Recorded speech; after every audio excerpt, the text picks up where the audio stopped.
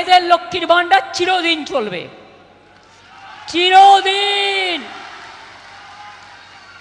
আমরা প্রতিশ্রুতি দিই না, আমরা করে দেখাই।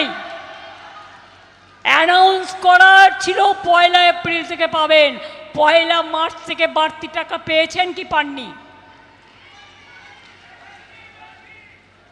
এরা বলে নাকি অন্নপূর্ণা ভান্ডার।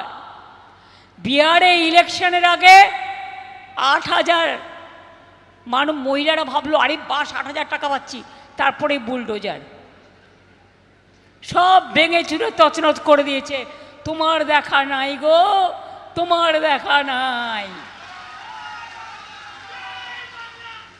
আপনারা জানেন অন্য রাজ্যে আমাদেরটা টুকলিও করতে পারিনি ঠিক মতো।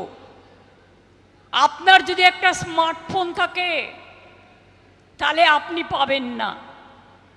আপনার বাড়িতে যদি একটা স্কুটি থাকে আপনি আয়ুষ্মানও পাবেন না, লক্ষ্মী ভাণ্ডারও পাবেন না। আপনার বাড়িতে যদি একটা পাকা ঘর থাকে ওটা পাবেন না, একটা টিভি থাকলে পাবেন না, একটা মোবাইল থাকলে পাবেন না। আর কিছু পরিবারের একজন করি, আর আমরা কিন্তু সব মেয়েদের জন্য, সব পরিবারে আমরা দেখি না কার কি আছে না আছে, সবাই বলে এটা তার অধিকার। আর শুধু আজ নয়, চলবে চলবে চলবে, যতদিন বাঁচবেন পাবেন, আত্মসম্মান বজায় রেখে পাবেন। লক্ষ্মীর ভাণ্ডার 60 বছরের পরেও চলবে।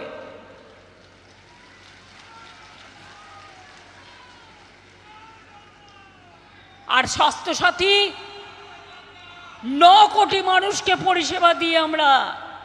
ওরা বলে আয়ুষ্মান, স্কুটার থাকলে পাবে না, স্মার্টফোন থাকলে পাবে না, টিভি থাকলে পাবে না, একটা যদি ছাদ আপনার পাকা হয় পাবেন না।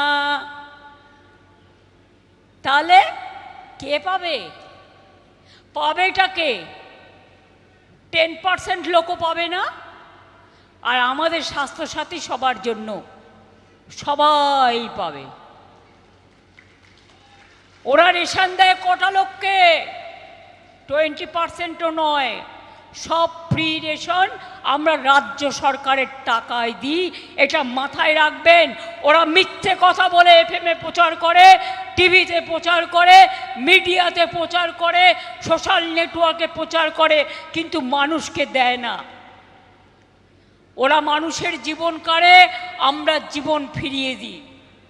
ওরা মানুষকে নোটবন্দি নিয়ে লাইনে দাঁড়ায়, আধার কার্ড নিয়ে লাইনে দাঁড়ায়, এসআইআর নিয়ে লাইনে দাঁড়ায়।